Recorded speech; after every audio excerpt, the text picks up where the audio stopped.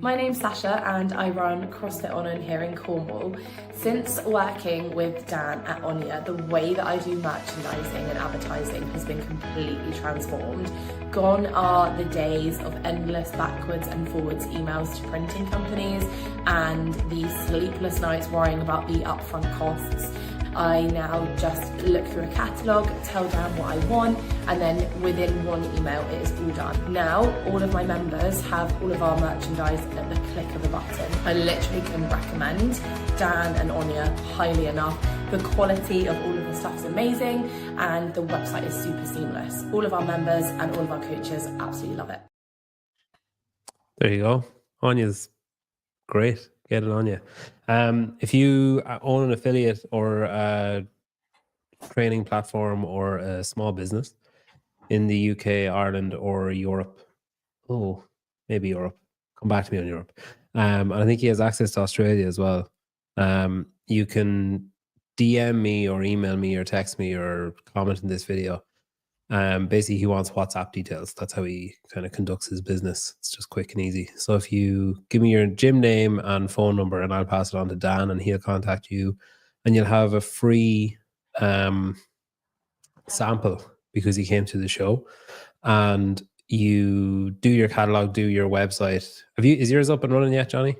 Not yet. No, we're waiting for. We're going to do like a summer launch of it. You know. I have the patience to do stuff like that. I can never hold fire with stuff. So it'll be like 179crossfit.shop or something like that would be your, like, it's not like it's a real hard to remember username or URL that they give you, so it's really good. You keep 100% of the profits. You set the prices at whatever you want, so you can absolutely ravage your members if you want and charge them like $200 for a t-shirt, or you can just charge like cost, and then you don't make anything, but your members have access to an online store that's present all the time. Anyway, we've got J.R. Howell, CrossFit Crash, head programmer for Syndicate Crown as well. It's pretty exciting, Jonny, isn't it? Very exciting. Hang on a second. I'll just fuck over on you for a minute. If you want to scan the QR code in the top left, you can get your tickets to Syndicate Crown, which JR has programmed. Do you want to tell us the workout? No. Oh, there you go.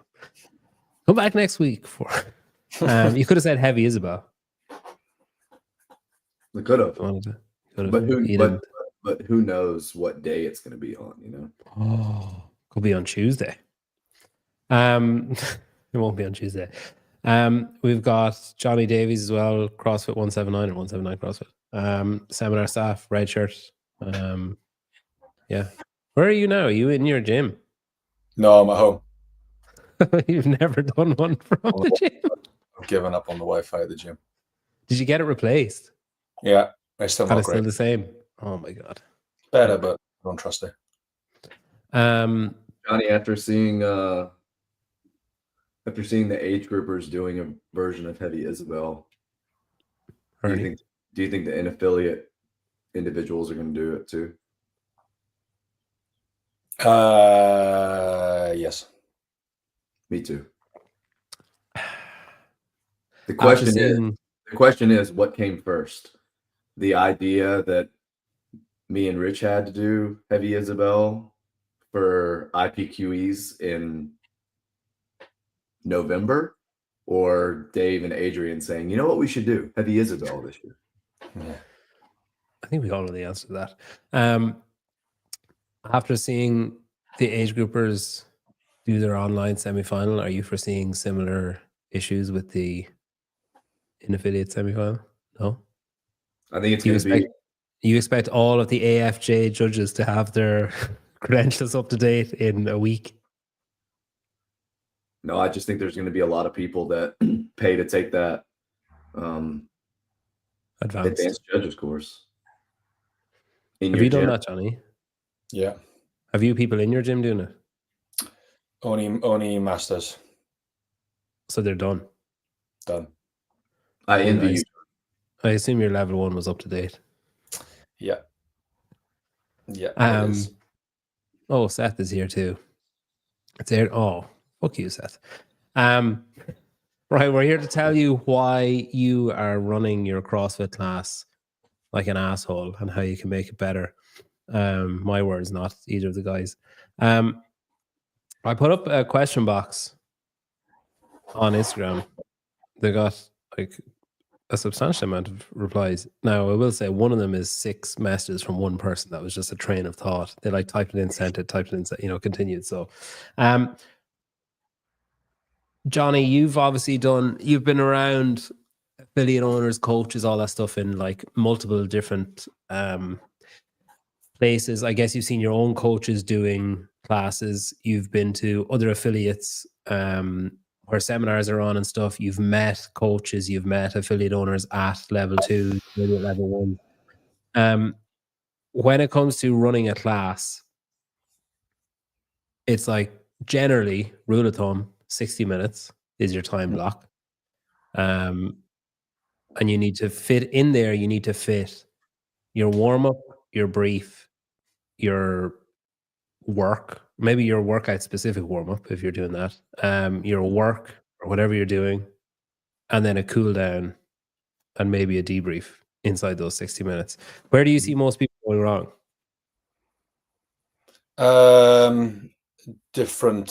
Completely different like scenarios. Some try to do way too much in the hour, and then it just becomes like you're trying to herd cats for 60 minutes and there's no coaching.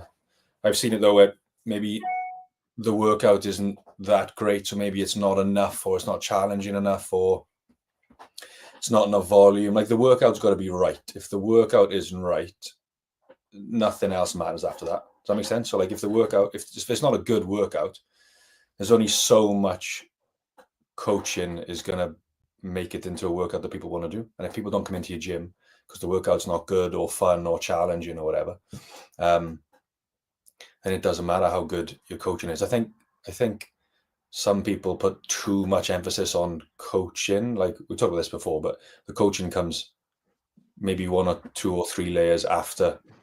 You got to get people in the gym with good workouts. The workout's got to be challenging, and it's very hard to just see one workout and be like, okay, that's a good workout, that's a bad workout. You have to look at the bigger picture of what's happened the rest of the week, the rest of the month. Yeah, generally there's just too much going on, and it's just people not getting out of the hour what they should get out of it, or maybe not enough, and then people are left going, oh, is that all we did today? There's got to be a bit of balance of both. I started coaching someone recently, and he only comes on Mondays, and I'm pushing hard for a second and then a third day, but at the minute he's only willing to commit to Mondays. When you started first, JR, does this sound familiar, or am I just like retarded? So I programmed, we were doing, so this guy came to me first, he couldn't do a squat, right? So he had like, it was, you know, one of those examples that you give on the level 1, and sometimes I think on the level 2 as well, you said it, Jonny, where you get someone to do a squat and you're like, when there's just so much going wrong that you're like, oh, where do I start? It was one of those like almost comical examples at the start that I was like, geez, like I guess I start with where his hands go. It's like, let's just looking at everything. And then I was doing, I was coaching a med ball cleans the other day. And I slid, there's a second med ball, and I slid it behind him, and I was like, just see if you can touch off that when you're doing it. And he did, and I was like, holy fuck, like in 4 weeks I've taken him from couldn't do anything to he was doing a full med ball squat clean, and he was fucking thrilled with himself. I was probably more excited about it than he was, because I think I knew how bad he was at the start. But I programmed a workout for him at the end after med ball cleans, and halfway through the first round, I looked at the clock and I was like, oh, I've absolutely fucked him here. Where it was a 15-minute AMRAP, and I realized that he was going to get like fucking 30 rounds in or something. He was just going to be like endlessly going. So I added in bike. Like I just said, all right, you're just going to do 500-meter bike at the end of each round. And I just added it in at the end. Obviously, I'm in a privileged position to do that when it's just one-on-one. JR, when you start out first, Jonny mentions the importance of the workout there. How do you avoid those kind of scenarios of programming something and then you have the class doing it and you think, oh, fuck, I've absolutely railed everyone here with this, or oh, no one's going to get this finished even close, and everyone's going to be pissed off. Like, how do you hit that marker that Johnny's talking about, it where people are going to leave and say, hey, you need to come to Crash, I did a workout there, it was amazing? Yeah, it's a bit of a cop-out answer, but I think that only comes with experience. The great thing about it is it doesn't take that much experience and paying attention to know what a good effective dose is. I mean, a lot of it will have to do with the specific movements. Like if you do something compound with a lot of range of motion, like let's just say a barbell clean and jerk, you know that 30 reps is going to be enough. You know that 50 reps could also be enough. You know that 60 or 70 reps at a really lightweight could always be enough too. So some of those movements you can mess up and people really don't know, because the nature of the movement, the nature of the intensity, the nature of the power output will kind of take care of itself. But in a really short amount of time, you should know that like 30 wall balls in a minute for most people, for 99.9% of people, is going to be about as fast as you can go. And whether you're doing 150 of them in the workout or you're doing 2 rounds of 30, you can just say, okay, I know 30 wall balls is about a minute. And then you know that and you don't forget it. And you know that, okay, I can do 20 unbroken toes to bar in 30 seconds. So that means 40 in a minute. Okay. And again, this is your fittest athlete. If your fittest athlete can only do 15 in a minute, then that's going to take a little bit more time as years and months go on, because the guy that could do 15 in a minute after a year can probably do 20 in a minute. And the female that was only doing like singles ends up doing 5s and 10s. Like, so it is an ever evolving skill, I think, programming and knowing. I mean, as people become more volume tolerant, as people become fitter, as people get more stamina, as they get more strength, the needle should always be kind of moving up, I think. And if it's not, I mean, you have to kind of look at yourself in the mirror. You don't look at the athletes and say, why aren't you guys getting any better? You know, they're getting out what you're giving them to an extent. And if they're showing up and they're, you know, doing the same thing every day, I think that it can be very easy. Starting out, though, it is tough. The easy way out, I think, is just doing AMRAPs, because the clock will save you as a programmer from making bad decisions. And as an athlete too, it will oftentimes leave you feeling more accomplished than maybe you should, because I don't like AMRAPs for that reason. Because is that because you could like slow down considerably and be like, well, I'm still moving? Yeah. I mean, if you program a workout and let's just say it has a 20-minute cap and you get to 15 minutes and you know you're not going to finish, the urgency that you have to finish is very similar to when you have a workout that's a 20-minute AMRAP. Like, you just know that, well, the clock's going to save me eventually. But depending on what you like, and now I'm rambling, depending on what you like as a programmer, do you like aggressive time caps where you know people are going to be mad if they don't finish it, so they actually push really hard? Or do you give time caps that are very conservative so that you know everyone is going to finish and feel accomplished? I think there's a delicate balance of both. I tend to be on the side of the target time, or the time cap is very achievable for the fittest, but it's not achievable for the ones that aren't. So I like to be a little bit more aggressive in that. Both of you program for the best and scale for the rest. That's accurate, isn't it, to say? Mm-hmm.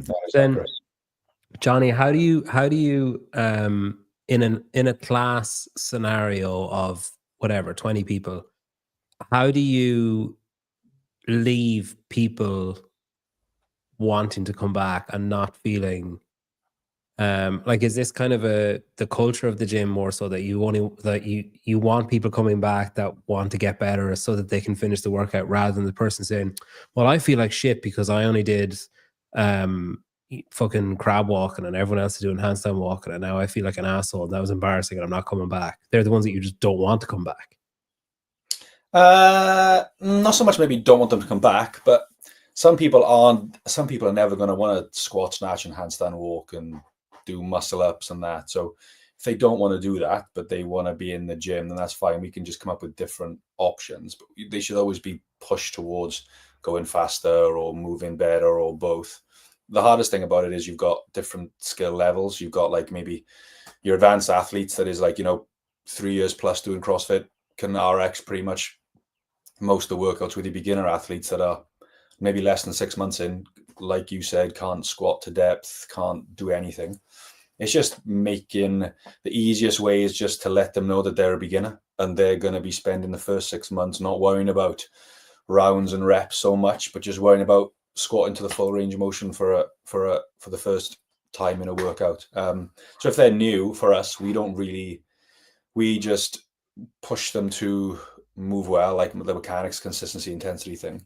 They move well, and then once they're moving well consistently, and that means, in the gym, they're moving well first workout, first rep, last rep, all the way through, and they're in the gym consistently, which means probably at least 3 times a week. If you're in the gym twice a week, you're probably going to get so sore from the workout. You take 3 days off, you come back in, you get super sore again, and that just rinse and repeats as you're in a blender for 6 months. So consistency in the gym enough that you can build up the tolerance to handle intensity.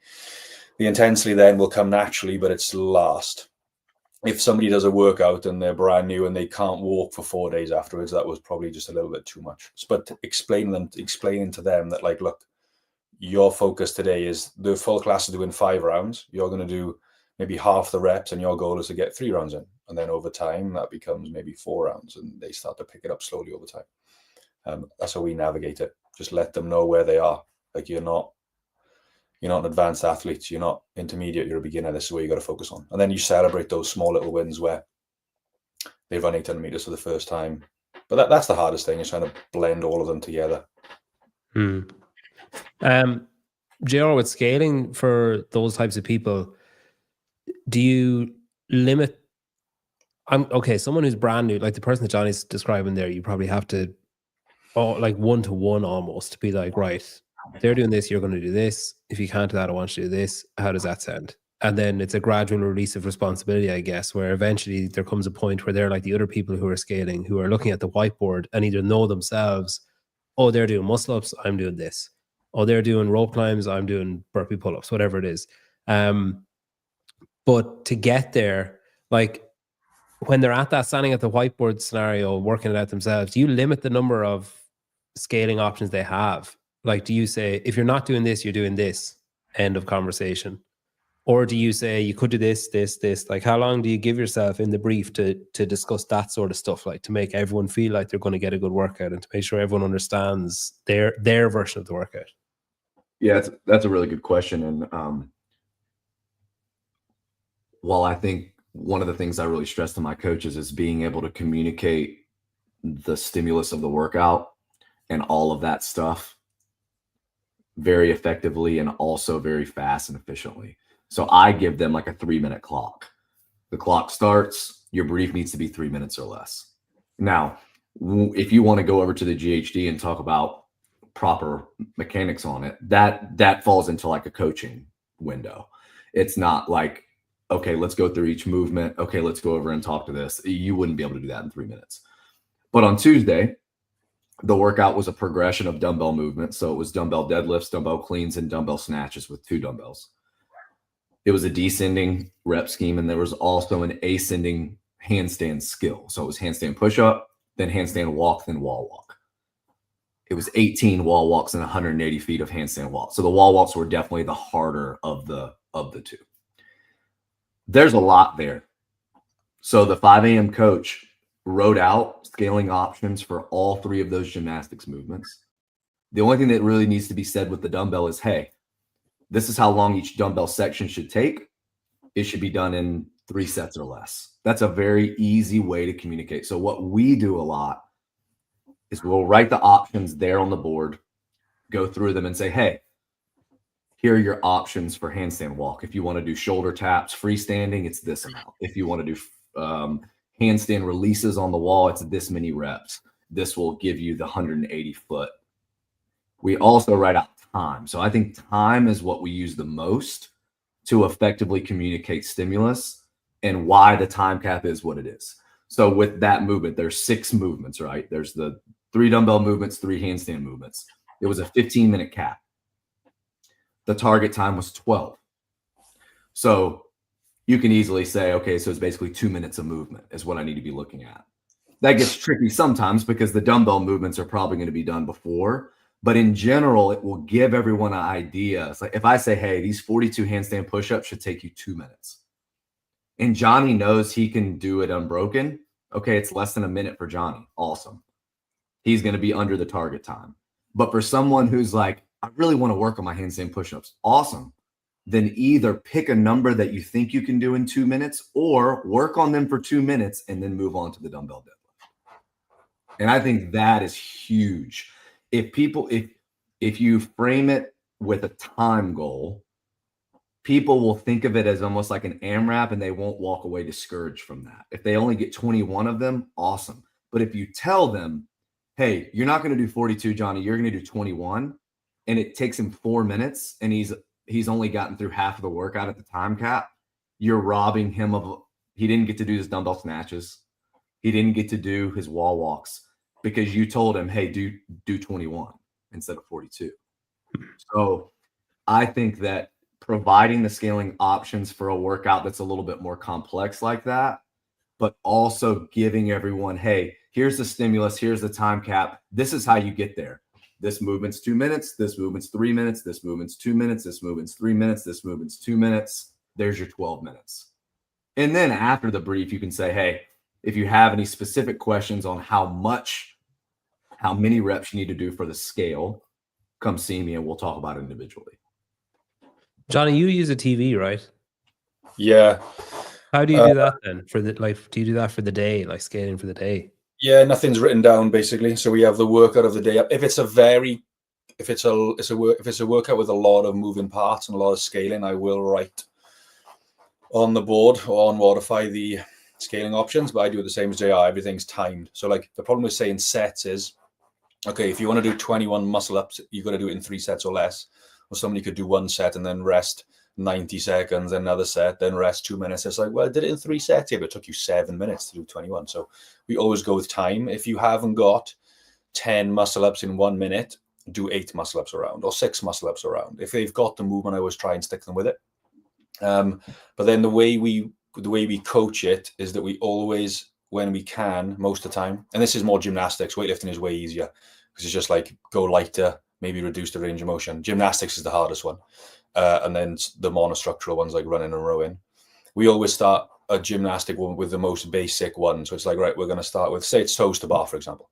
We're going to start with the 30-second dead hang just to warm up the shoulders. And if somebody can't hang from a bar for 30 seconds because they're newer, they're not going to be able to do, 20 toes to bar because the grips aren't enough. So then straight away, okay, this person's going to be doing maybe 5 reps around or maybe even 5 kip-in knee raises and then ab mat sit-ups to build a bit of grip strength, but also train the midline.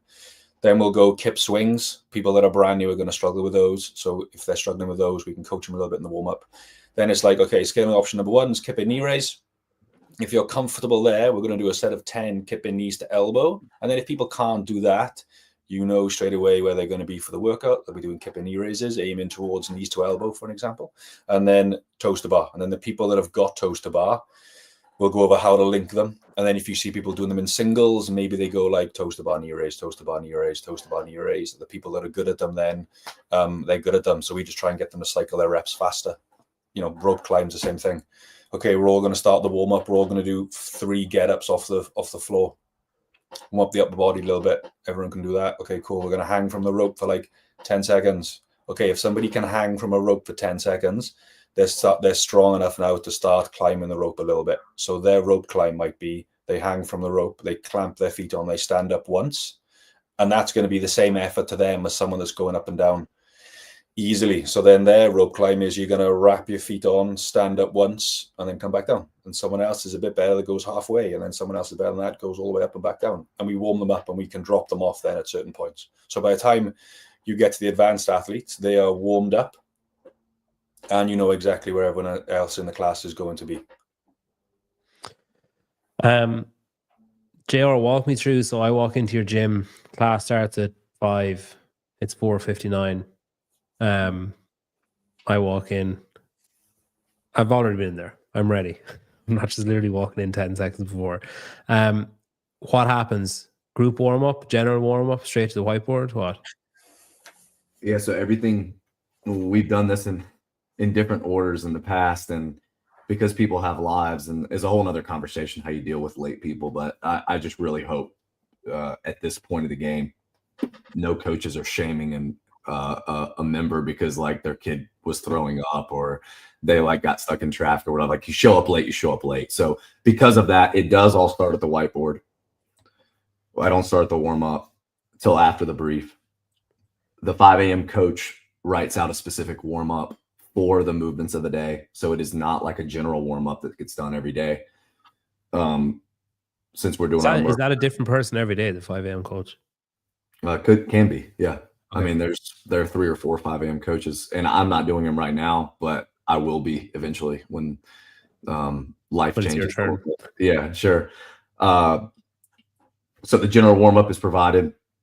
It'll have general things in it, and then movement specific things based on the movements of the workout. So you get briefed first. The warm up starts. Everything is based on time. So it's like whatever, at the 20-minute mark, we're starting this. At the 45-minute mark, we're doing our accessory, or we're doing our strength after today, or we're doing our 7-minute workout after a strength session or whatever. So everyone knows how the hour will run. And, you know, over the years, I know people are going to show up late. It's the same people almost every day. They know that. We're not slowing down the class. So if they say, hey, I'm going to miss set 1 of the interval, I'm just going to jump in on set 2. Awesome. If I do the brief and then 10 minutes later, everyone's starting to get set up and there's double the amount, I'll turn down the music. I say, hey guys, we've grown a lot since the brief. If you missed the brief, these are the things that you need to keep in mind. So I will repeat it. All the coaches do that too. But then also, hey, if you missed the brief and you have any specific questions, please come see me, right? So that I'm not calling people out, but I'm also acknowledging that like everyone else knows what to do. So over the years, I mean, we've been doing it that way for a really long time. So everyone is very, very independent and autonomous with what they need to do. So if some people want to do 30 minutes of GoWOD before the workout, they just come in 30 minutes early and do that. If people want to do cool down protocols for 10 to 15 minutes after the workout, we have plenty of space for them to do that on their own. That is not something that I program within the hour, because a lot of people want to finish their workout, grab their keys, and go pick their kids up. They're never going to do a cool down. So I'm not going to rob them of that hour by making them do something like that. Warming up, I'm not as lenient on, right? Everyone needs to prepare your body for what you're going to do. But as far as anything extra at the end, whiteboard brief, warm up, main part of the workout. If it's just one conditioning thing, which it typically is, if there's a strength and a conditioning, and then we're going up to, I would say, 55 to 58 minutes into the hour all the time. It is very rare that we don't use 55 minutes of the hour. I was just trying to work out George's comment. Either you speak German now. Wanted to come up in English in the chat. Nope, still in German. I assume it's just saying, great show, guys. Nice hat, Jonny. Something like that. Something about a lamp. Jonny, do you do general warm up or no? Do you just do like brief? Do you follow the same structure? Yeah, so we start with a whiteboard brief. We go over how long it should take, whether the weightlifting is light, moderate, or heavy. It should be done in singles. It should be touch and go. The movement should take X amount of time. Round should take this amount of time. Here's your scaling options. This is what you're going to do. Our general warm-ups are themed for the month. So we talked about this last time, right? It's like we just identified some weaknesses in the gym. So like push-ups, it was running and good push-ups. So we did a month of the general warm-up every day was a 400-meter run and 3 rounds of strict Cindy. So every day, no matter what the workout was, we would go over the whiteboard brief, and then they would go on a 400-meter run. They would come back in and they would do 5, 10, 15. So we have the same general warm-up every single day for a month, and it changes month by month. So at the moment, they're just doing a 1,000-meter run every single time, or as the general warm-up. Some people do 800, some people do 600. Some people come in purposely 4 minutes late to miss the 1,000-meter run, but what can you do? So we do that every day for a month. So it's always the same. It's handstands, it's double unders, it's whatever. So that's taken care of. And then we will then go and coach the movements that are required for the workout. So if it's like a muscle up, for example, we'll start with some, dead hangs, some scat pull-ups, some kip swings. If they're brand new, we show them jumping. If they're banded, we're going to go banded. If we're going to go, full bar or ring muscle ups, we'll warm them up, and then they'll get some time to figure out where they're going to be. And then we'll coach them while they're doing that. Next movement, same thing. Next movement, same thing. And then the workout starts. I'm the same as JR, though. I don't really prioritize much cool down time. So we probably run up to about 55, 58, run up as close to we can as the hour, scores down, stuff away. And then, next class is ready to rock and roll. Is there a place for a general warm-up that isn't skill specific? So the affiliate I used to go to would go to, everyone would maybe go on the bike for 2 minutes or a machine for 2 minutes, and then fucking some kind of stretch or something, and then on the machine again for another 2 minutes. You do like 3 rounds of 2 minutes on the machine. I'm trying to think what we used to do. 2 minutes on the machine, something else, 2 minutes on the machine, something else, 2 minutes on the machine. Then you'd all gather around for a stretch or like a primer, I suppose, but it was always the same. So it'd be like inchworms, that, world's greatest stretch, glute bridges, or hip thrust or whatever, and then maybe hollow and arch if there was gymnastics in it. But it was fairly rinse and repeat. Is there a place for that or no? Yeah, that's what I did that for a long time. And I don't know. We will still do some like dynamic stretching now. It depends how much time we've got. If you want to get better at movement, you've got to do more of the movement. Like, I've never seen anybody spend 20 minutes stretching for 6 months and then bang, show me a perfectly beautiful air squat or a back squat or whatever, So I find the biggest bang for your buck is, if you want to get better at the movements, is to do the movements. So I just found that I just felt like there was a nagging in the back of my head thinking I could use the 10 minutes, the 12 minutes before the specific warm-up a little bit better. And I do find now that this more skill-based or this more capacity-based theme of the same thing every day for a month is just more effective for us personally. But sometimes we'll do the 1,000-meter run, and then if it's like, we're building up to a heavy deadlift, we might add in some glute warm-up, some low back warm-up, some hamstring, some hinging. We'll generally put the bar on the back, do some good mornings, some glute bridges, that type of thing, some lunges with the barbell, but that's pretty quick. Because when you're holding them in positions and going over the deadlift and teaching deadlift, they're still warming up, holding positions, that type of thing. And then by the time they progressively load up to their heavy deadlift, whatever it may be, that's still warming up. And you can still coach them when they're building up to the weight. So I just like, right, how can I get more out of this hour? And then adding in some extra stuff where you're doing your strict work, or you're building some running capacity instead of just doing some stretches or whatever. There is definitely a time and a place for it. But we put it in if we have time, prioritize other stuff over it. JR, for coaching then, if you, obviously the longer the workout is, the less, everybody eyes on coaching time there is. You can still coach during a workout, but you're not going to stop someone mid deadlift and like, whoa, I need you to do this for me, like mid workout, unless they're going to hurt themselves, I suppose. But would that be your rule of thumb? Say that, okay, if there's a 40-minute workout, there's not going to be a crazy amount of coaching happening beforehand. It'll be like the coaching will be saying the warm-up, like the brief, the warm-up, and then more kind of reminders of what you want to be doing, like that, you need to be thinking of this, and, don't forget that kind of thing. Whereas if there's a 7-minute workout, you could have a substantial amount of coaching time. And if there's maybe snatches, you could do like 15 minutes of snatch work before you do the workout. How do you strike the balance there between not shortchanging your members one way or the other, like shortchanging them with a workout and not enough coaching, or shortchanging them by just spending too much time coaching and then they're doing just like a quick short little workout and they're walking home thinking like, the fuck happened there? Like, that wasn't what I expected it would be. Yeah. While I think there's obviously a time and place for things like 100 burpees for time. And it's a great workout. It's awesome. It's it's as bad as you want to make it, right?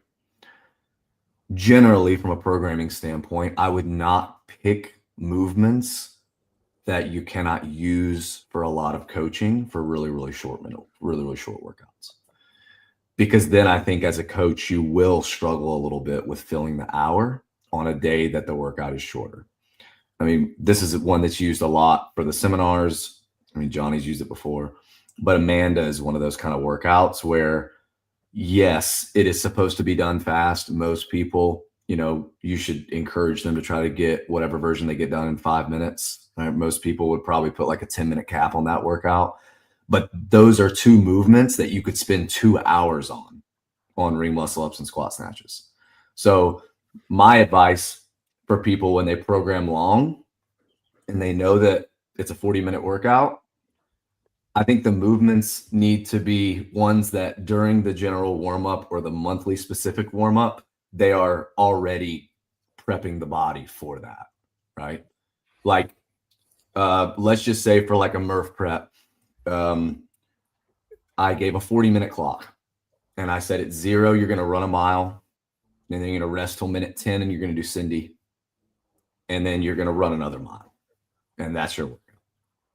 Well, Jonny's monthly warm-up is going to be perfect for that because it's the exact same movements as what they're going to be doing. So not only can you talk about, hey guys, let's talk about some small nuances in the push-up, right? We want to make sure our wrists are stacked over our shoulders. A lot of people have their hands in front of their shoulders. That's where you start to feel a little bit more in your shoulders and you're not, whatever. You can break down some nuance there and still give them something, but also you're not like, dude, you want me to do hang squat clean plus thruster on one round and you want me to do squat snatch on the next round? Like, I don't even know what that stuff is. And we're supposed to be starting in 5 minutes. So I think from a programming standpoint, you learn, hey, if I'm going to pick a little bit more complex movement and it's an opportunity for people to practice it, handstand walking, overhead walking lunges, maybe with a barbell, like something that you think might be a little bit more individual to like, hey, I'm watching you do this. Why don't you try it this way? Hey, you look pretty good. Maybe increase the load a little bit. You don't do that in a workout that's going to take a really long time.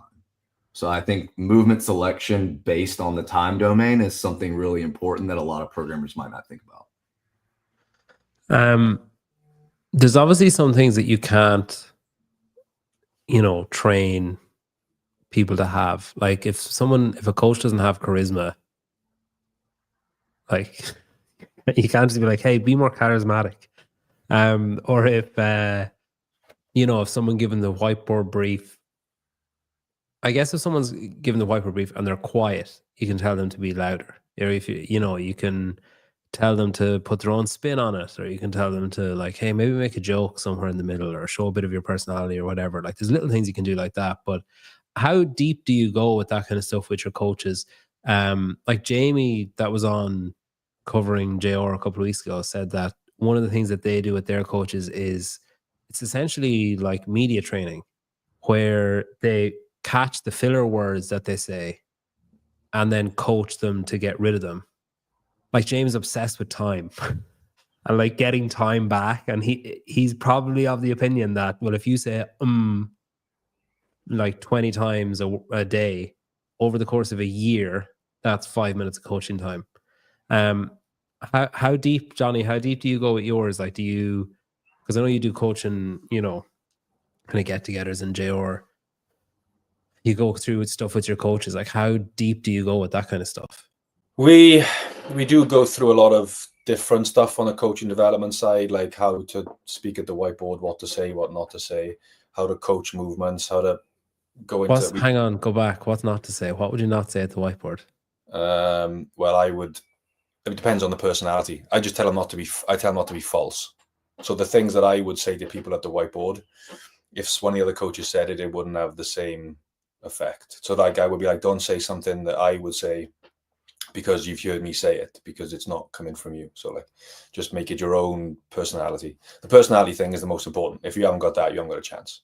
Like, I would love to be an astronaut. I'm not intelligent enough. then there's no way around it. And if people haven't got a personality, when they're coaching the right personality, they're approachable, they're likable, they get on with people, they can be the best coach in the world, but no one's going to listen.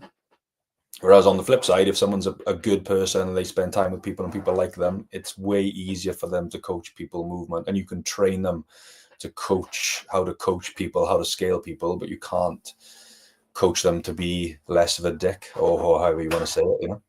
So the personality is always the most important thing. So the right people would be in the room first of all. Otherwise, if I didn't think they would make a good coach personality wise, then they wouldn't be on the team. And then we'll develop how to teach, how to scale, how to speak at the whiteboard, how to run a good warm up, over the personality and that type of thing, you know. Yeah. But with the coaching on the longer classes or the shorter classes, if the programming is varied enough, you're going to have times where you can go into coaching a little bit more, and you're going to have times where you've got to just warm people up and get them into the workout. Like if you don't program 45-minute workouts, 40-minute workouts, then but your people aren't going to be improving in those time domains with that much volume. And like the start of the show is always the workout. It's not you coaching them. So the class is there for them to improve in fitness, not for you to show how good of a coach you are. I think some people get it twisted. The class becomes, look how good I am at coaching, and I'm going to spend 40 minutes teaching the overhead squat. The start of the show is the workout. So last Friday, for example, I think it was, we had a big chipper, lots of complex movements, ring muscle ups, overhead squats with like a moderate weight, wall balls, running, double unders, lunges. Those are the days where you're not really coaching people in terms of teaching them something. You're just warming them up, getting them ready for the workout. You're going to have to prioritize certain things over others. So like a ring muscle up and an overhead squat and toes to bar requires more coaching than something like running and walking lunges with no weight and double unders. So it's like, look, today is the day where we're just going to warm you up. Here's the scaling options. We're going to focus on the overhead squat, finding the right weight. Here's the scaling options for the muscle up, and then we're into the workout. Where other days, for example, last Tuesday just gone, we had a little EMOM of some strict handstand push-ups. It was like 3 to 5 reps every minute for 10 minutes. And then a workout was 4 rounds of a 400-meter run, 50 walking lunges with no weight, and then 50-foot handstand walk.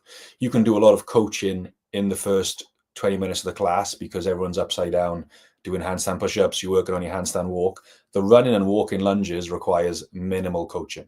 It's like you can dive into the nuances of running technique and lunges if you want to on a different day. Today is like, you're going to run 400 meters. Here's what the lunge looks like. Do a couple of reps. We're going to focus on being upside down today. So there are days, if your programming is varied enough and allows you time to get into coaching more, pushing people on with scaling options and technique and more weight. There are other days where your job is to warm them up and give them a good long 45-minute workout. So you have to look at the workout and base your coaching off that. It's not always about you trying to show what a good coach you are. It's about the workout.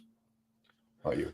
Yeah, and like while the total workout time could be like 30 minutes, but everyone's doing 2 on, 1 off for 10 sets. That minute is a great opportunity for coaching, and you have 10 sets of that.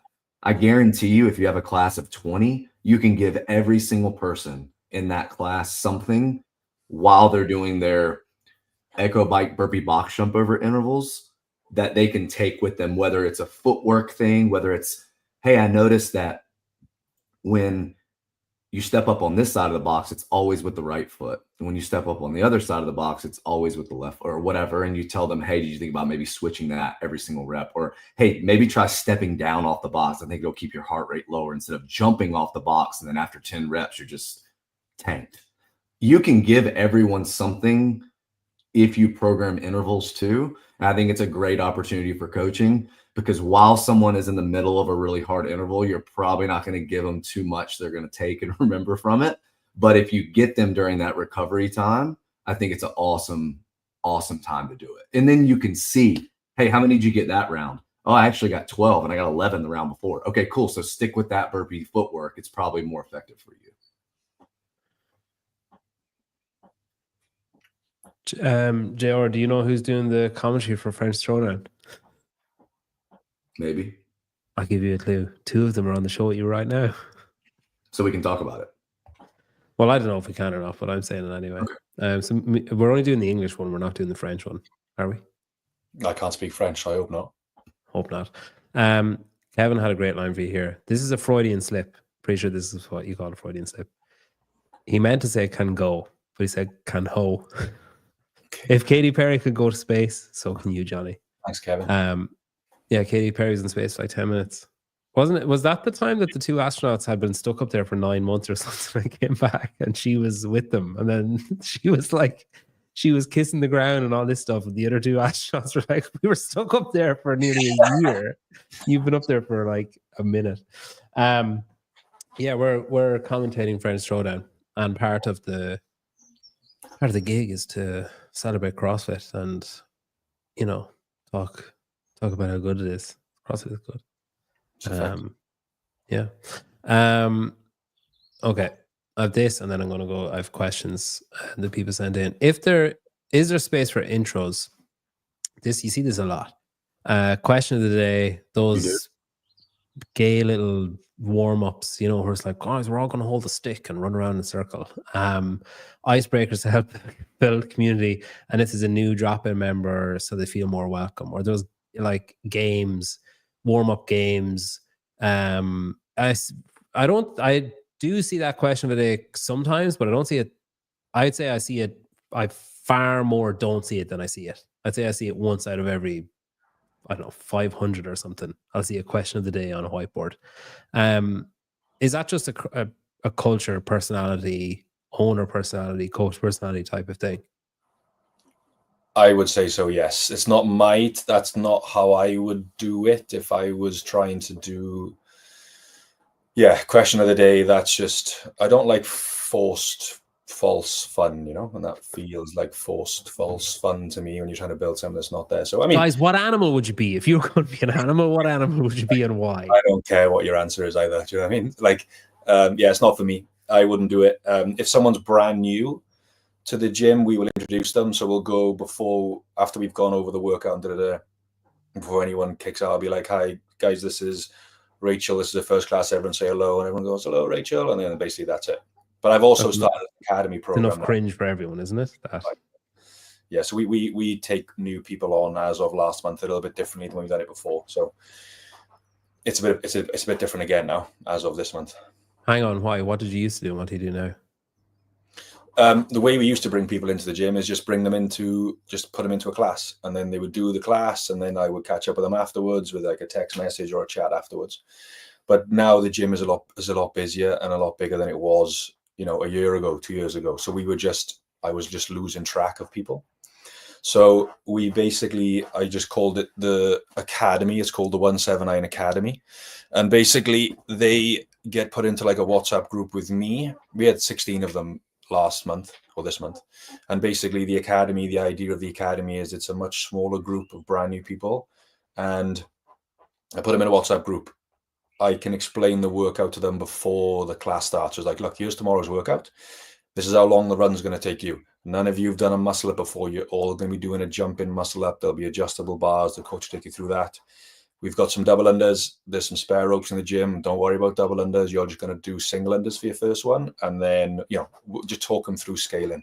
After the workout, I'll put a message in the group and they'll talk about what they did, what they found hard, what they found easy, what they want to try and do next time. And then that's the theme for the month. They have like Academy written next to their name on Waterfy. So when they're booked into the class, people can see they're in the Academy for the month. The coaches will know then, okay, this person now is still brand new for the month. So they'll just give them a little bit of extra attention at the start of the class, make sure they're set up scaling wise and they know what's come in. And I found that to be very, very good. I would say everyone in the group that I have wanted to join but was too nervous about not being able to do the work, you know, your classic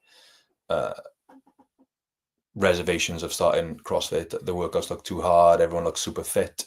So having them all in there together in a little WhatsApp group and having a little bit more, I can have a little bit more of a conversation with them before class, after class, during the class if I'm there. And if I'm in the class, I'll just be on their hip a little bit more. If I'm not taking it myself, I'll just on their hip, just guide them through it a little bit more. And yeah, that's how we do it now. So if there's new people in the gym now, they are part of the academy for the first month, so everyone knows they're new, so it's a little bit more natural. But before, we would just do a little introduction at the whiteboard, and then that was it. Do the non-academy members bully the academy members? No, they give them like nuggies or wedgies, or they wanted to give them academy hats. little caps. Yeah. Yeah, the last message in the WhatsApp group every night. Don't forget your hats tomorrow, guys. Yeah, your little bands. Yeah, you have to wear your high vis on the run. Yeah, this is something too. Sorry for interrupting you, Peter. The whole, idea of the show is what you're doing wrong in your gyms and your classes. I don't know how long it took me, probably way too long. But for a lot of people, like working up the courage to just come in and do a class, you have no idea.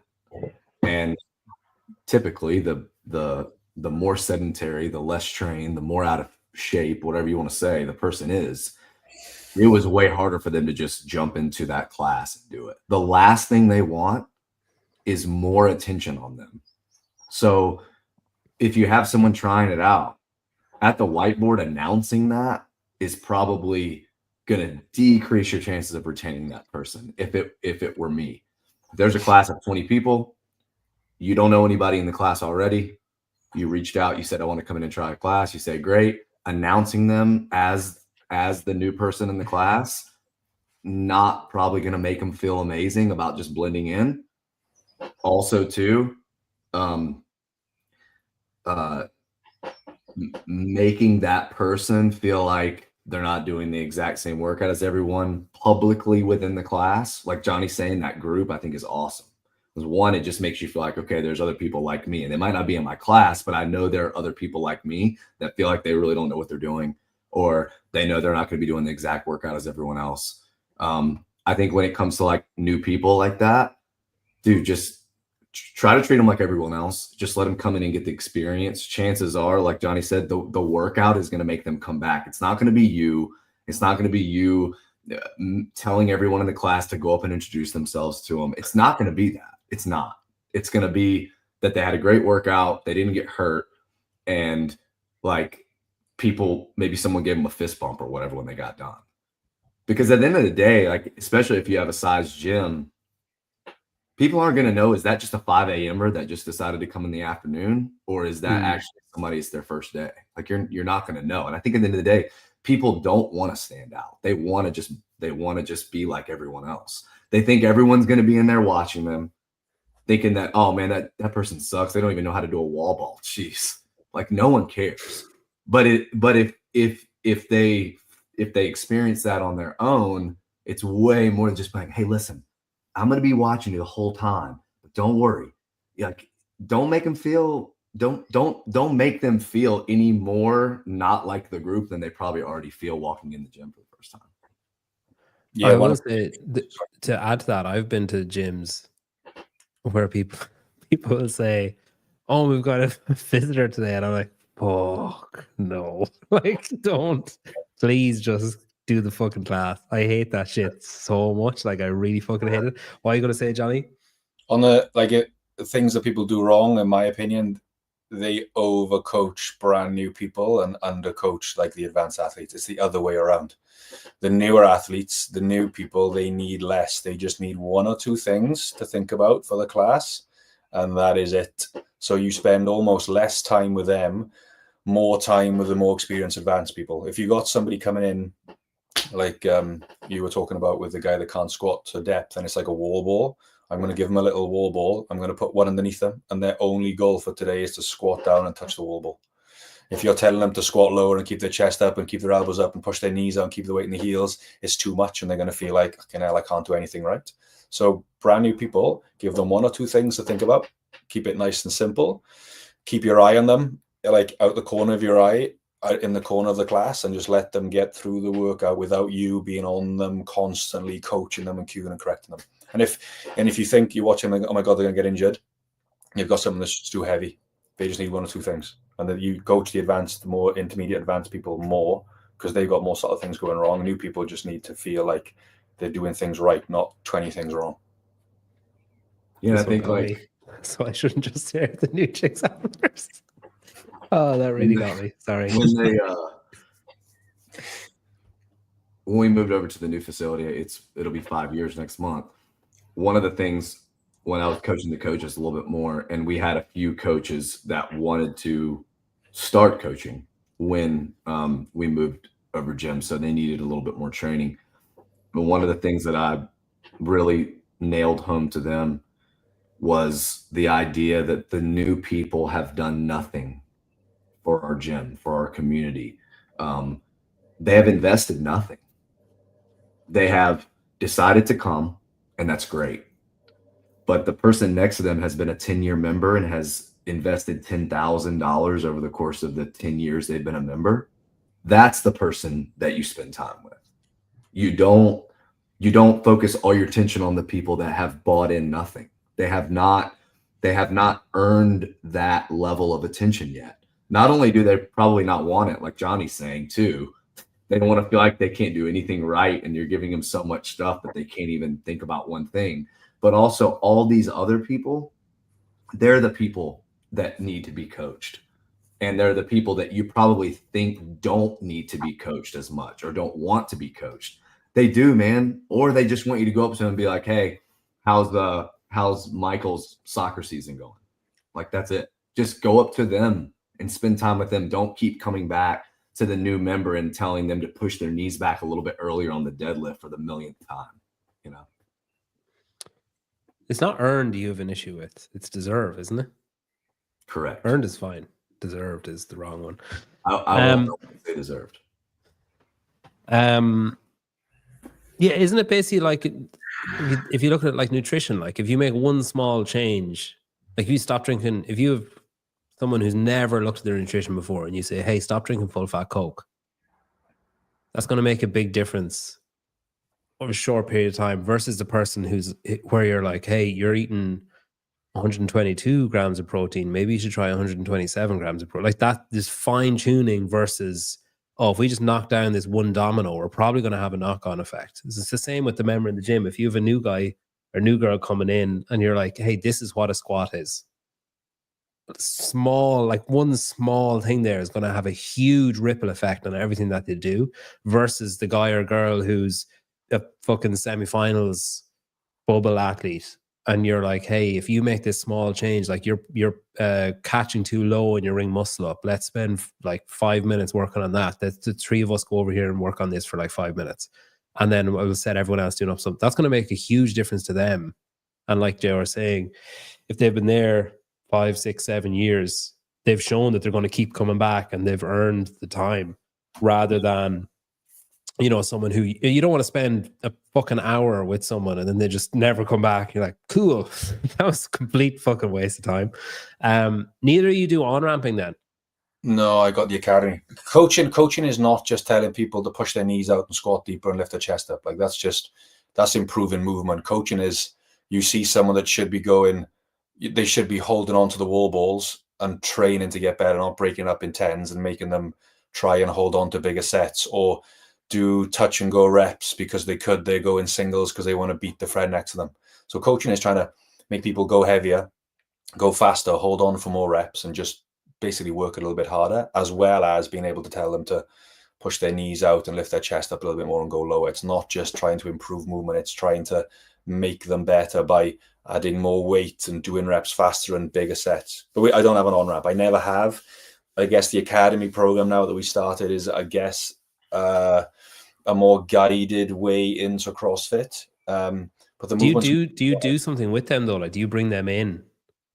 No. They'll you come have in on-ramping, JR? Just an hour with Zach, with a coach. Like a PT session almost. Mm-hmm. And what does he do? Just the basic, like, here's a squat, here's a deadlift, here's a press. Yeah, all the barbell movements, and then obviously starting with an air squat, but nothing else. We've talked about this before. It's and I try to communicate this. All the coaches do a good job because they know what I would say. You're gonna learn all the movements by showing up and doing the movements. Yeah. The ones that are barbell, we need to make sure that you get a little bit more like, hey, let's slow this down a little bit. Hey, chin out of the way. The bar should feel like it's going to hit you in the nose, right? And that should carry over to all these things. Because like Jonny was saying too, I mean, the highest likelihood of injury is going to come from using a load that you haven't owned, that you haven't done enough repetitions of with the lightweight to go heavy. But no, I mean, it's an hour, and then it's hey, show up to class. Doesn't matter which class you come to. You might get a different coach every time. If you want to tell them you're new, you can. They'll be able to tell just by watching you. But no, it's not this long. You have to pay for this amount of PT sessions, and then you have to do classes that are only with new people, and then you get to graduate to. No, Is that just a barrier of entry thing? That like the more barriers you put up, the more likely someone's going to say, "Oh, you know what? Fuck this." I don't know. I think there's something. This is probably just more of a cultural thing, but I think there's something innate that makes us want to be able to do what everyone else is doing, and usually that, whether or not that's you're inspiring someone to feel that way, or they are motivated within to get to that place. There's something about just being one of the group and being like, man, I want to be able to do that. Yeah. And I know that the only way I'm going to be able to do is if I keep showing up. So versus like, hey, look, none of you guys can do this stuff. See, it's not a big deal. None of you guys can do it. But then, over the course of a month or 2 months or 3 months, maybe they can or maybe they can't. I don't like to separate like that. I just like for everyone to be in one big group, and you can see what you told them when they walked in the door. Hey, an 80-year-old can do this, an 8-year-old can do this, an 18-year-old professional athlete can do this. You might not ever climb the rope. You might not want to, but I guarantee you can lean back and you can hold onto a bar and you can pull yourself up. And maybe you can only pull yourself up halfway, but eventually you'll be able to pull yourself up to your chest. Like there's something about seeing people do that at the same time in your class that's beautiful about CrossFit. And it's not that this needs to be, you guys need to be over here because you don't know what you're doing yet. Seth says, good show, guys. Got to go coach. Any ideas for a question today? Here's one for you, Seth. Which serial killer would you like to be killed by, and how would they do it? There, that's the last time you'll ever have to do a question of the day, because everyone will just be so baffled. I thought about that real quick about the question of the day thing. I was like, who would? Oh, I thought you were going to say what serial killer. No, like who would do that? But I think I'm not a big challenge person. Like, this is our challenge we're doing right now or whatever. I think it's great. I think a lot of people will do them on their own, kind of like something dumb, like doing 100 burpees a day for a year. But let's just say that one of your big focuses is nutrition, and you have a lot of people in your gym that really need to focus their attention there, and that's where they need to improve. Something you could do with the board would be like, hey, Jonny, what'd you eat last night? Peter, what'd you eat last night? There's a level of accountability there. If you have a lot of people that are trying to, like, let's say they're trying to do a Whole30, or they're trying to go paleo or whatever. It's really simple, but it's also a little bit more of a, hey, fess up, time to come clean, like literally and figuratively. So yeah, you'll know the person who slowly Homer Simpsons into the crowd. That's the only time I could think where something like that would be like inspiring, or like, I don't know. That's the only thing that came to my mind. There you go, Kevin. Yeah, good job. Thanks for getting involved. Colton, not that Colton, says, I see it with new guys all the time. They go heavy on their first workout or workouts. How do you? I'm guessing that's just learned. That's just like everybody does that, and then afterwards, like, fucking hell, that was a mistake. And then they might forget about it by the time the second. Like if you say, all right, you're going to do 20 calories in the assault bike, don't fucking do what you want to do on the assault bike, because you'll regret it in round 3 and round 4. Like, just pace a little bit slower than you maybe feel you need to. Then you hear the assault bike go and you're like, or not. And then round 3 and round 4 you think, I fucking told you so. And then you basically just, that repeats itself until that athlete realizes, or doesn't, but exactly. It presumably realizes, like, oh right, yeah, this is the thing you mentioned the last time. Yeah, as long as they're safe, go for it. As long as they're safe, it looks good, like, go for it. If you want to be the person that bins it, more often than not, it's the opposite. You got to get people to roll a little bit faster, a little bit more weight on. But yeah, occasionally we'll get those, and sometimes it's good just to let them get out of their system, Yeah, I had that with the guy I'm coaching. I was like, he hadn't used an assault bike before, and I was explaining it to him.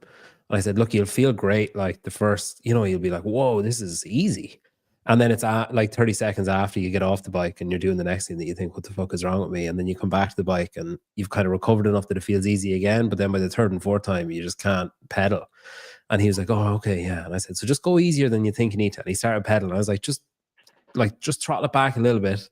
And then he was getting sick in the fourth round. It's just like, okay. You've got to go through that, otherwise you don't know. You don't know. It's like a rite of passage. Yeah. Okay, we got some questions. So some of this stuff now we've kind of covered. So how do you introduce beginners? But most of the class more advanced, we've kind of covered that. Can you be a good coach without doing all the movements, e.g. ring muscle ups, bar muscle ups, that sort of stuff?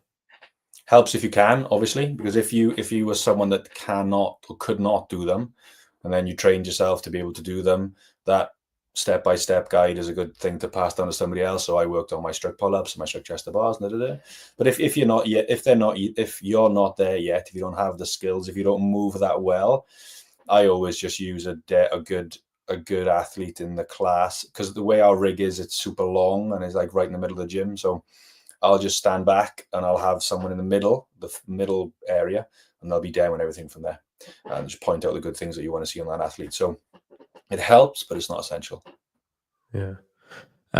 Is there like an aspect of cursed knowledge as well? I guess that's a part of being a good coach, right? That, you know, if you're telling a child to squat, it's hard not to say, oh, just squat down. You know, it's like explaining what a word means without using the word. Like if you say, hey, what does table mean? And you say, what's a table? It's like, yeah, what does it mean?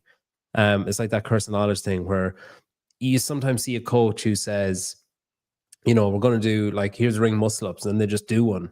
And they're so ingrained in them that they don't actually need to think about what they're doing. And then you're watching them thinking, how the fuck do I even start that? And they're like, oh, you just do it. And, you know, like there's that. Yeah, you need like to know bridging the gap. Yeah, the level one, we call it points of performance. So, you know, like to get a ring muscle up, a strict one, you need a false grip, where to pull to, how to transition through, and then the dip. And then if you don't know those things, it's impossible to see where it's going wrong. It's like same as a deadlift. You know, the points of performance for a deadlift: neutral spine, weight in the heel, straight bar path, active shoulders.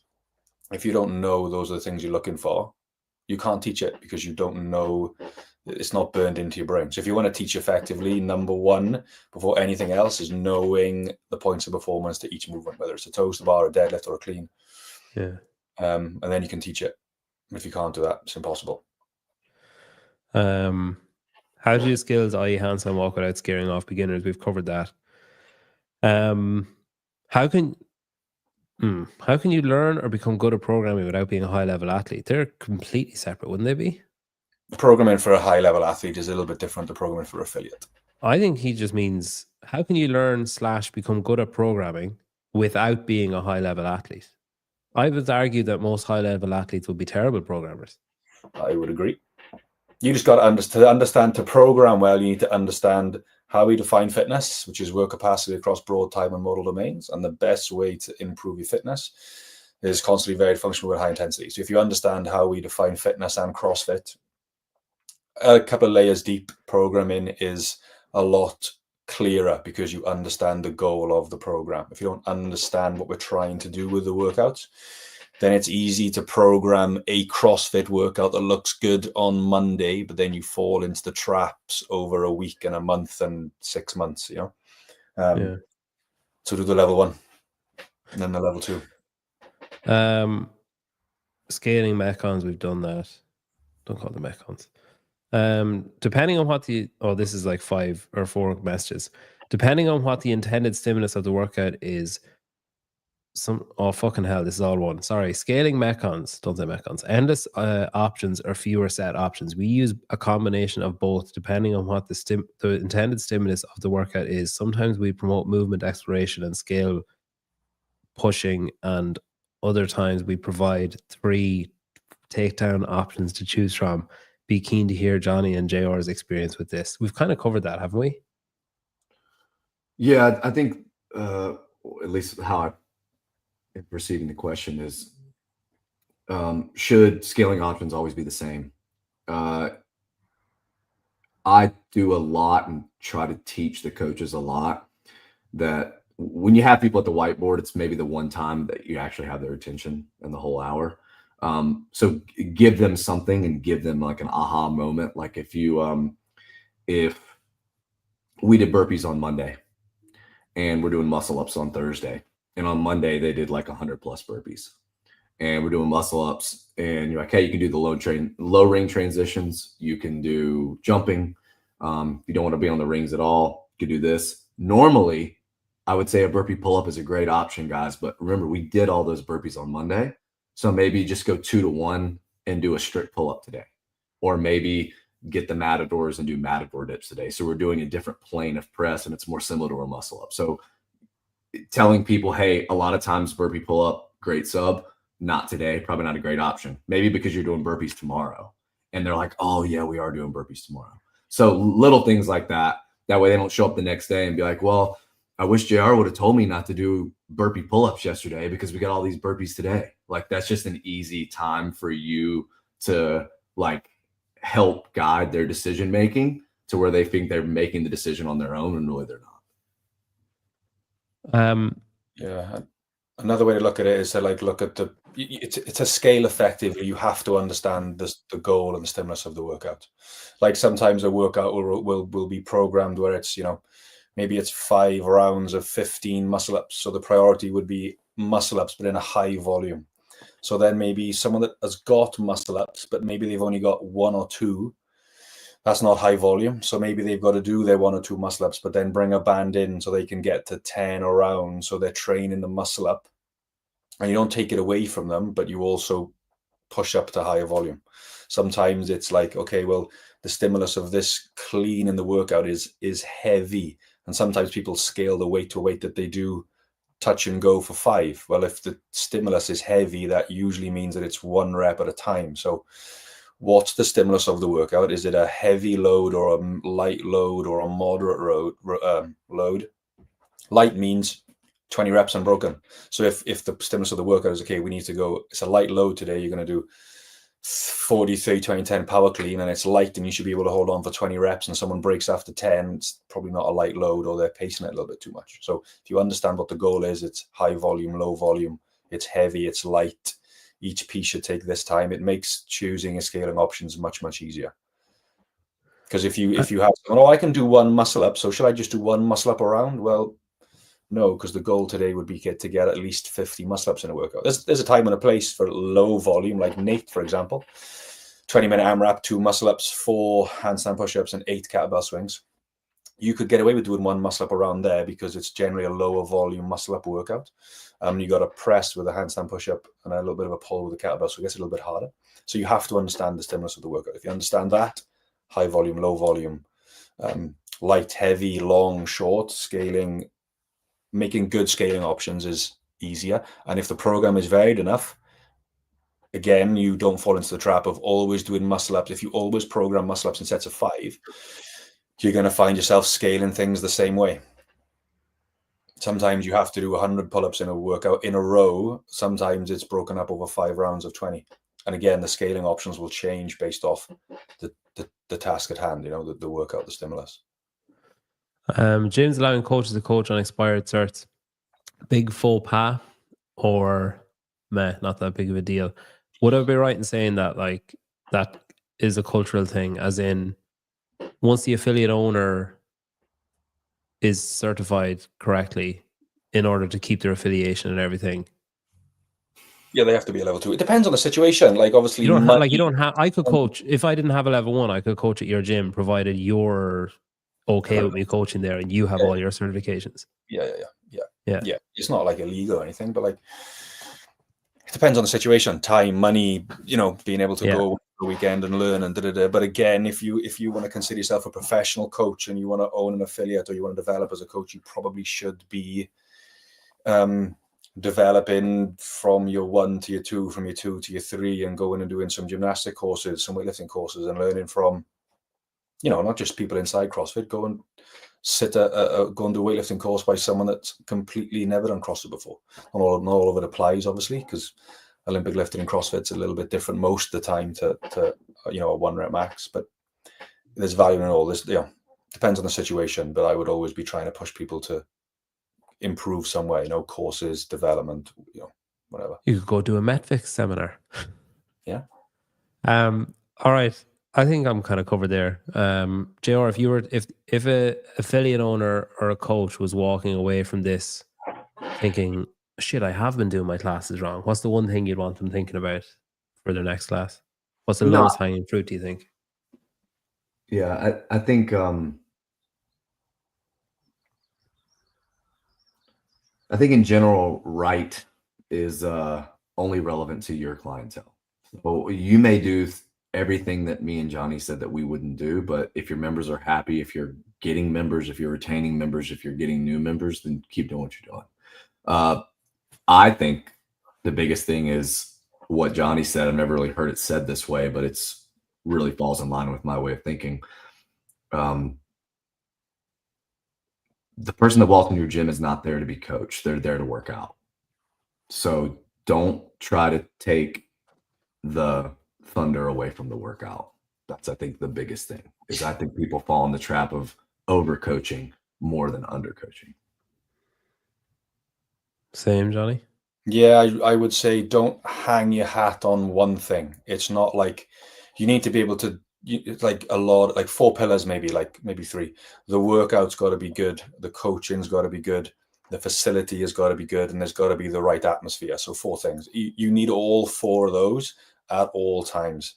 And if one of them is lacking, that's where you're going to fall down as a gym or a coach. So the workout's got to be fun. It's got to be fun most of the time. Don't get me wrong. 100 burpees and wall balls ain't fun, but they've got to be good workouts that are varied. So every day is a little bit different than it was yesterday. They're probably learning new skills. They're going heavy. They're going long. They're going short. And it's just varied. It's a good, fun program that makes people better. Good coaching means that they probably stay safe. Good coaching means that they pick up the skills and get better a little bit faster. Because remember now, people can do CrossFit in affiliate. Rich Fronin won the CrossFit Games from his dad's barn. He wasn't really in an affiliate. So that's another important thing. Good facility where you have good equipment and it's clean and there's plenty of space and the programming and the coaching is done with that space in mind. And that actually people enjoy themselves and they enjoy coming to the gym. And if they enjoy coming to the gym and the workout's good and you can keep them safe and push them a little bit harder than they want to, then you're onto something. But just don't think that having a good workout on a Monday is enough to be good. And your workout's going to be brilliant, but if your coaching's poor, that's not good enough either. You need all 4 of them. It's not hanging your hat on one thing. And I agree, sometimes overcoaching is a big problem on simple movements, like breaking down a dumbbell snatch 15 minutes is overcoaching. It's super simple. A 1 rep max squat snatch would probably requires a little bit more time. But keep it simple. Keep it simple. What if your gym space is only 11 foot high and 30 foot wide? Yeah, obviously it fucking limits the workouts you can do. If I can do a workout in this area, you can do. Yeah, you just got my old space was my new space now is not massive by any means, but it's 5 times bigger than my old space. So it's large. I just had to, but still too small. But that's a different touchy subject. There are things too, though, like that you can do to overcome. There really are. Like, you want to be able to handstand walk, but you don't have the space for it. Shoulder taps are awesome freestanding. Like if you do 10 rounds of 30 shoulder taps and 60 double unders, like that's a really hard workout.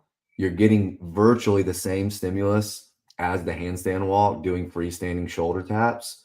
And it's as close as you can get. And you're staying in the same spot the whole time.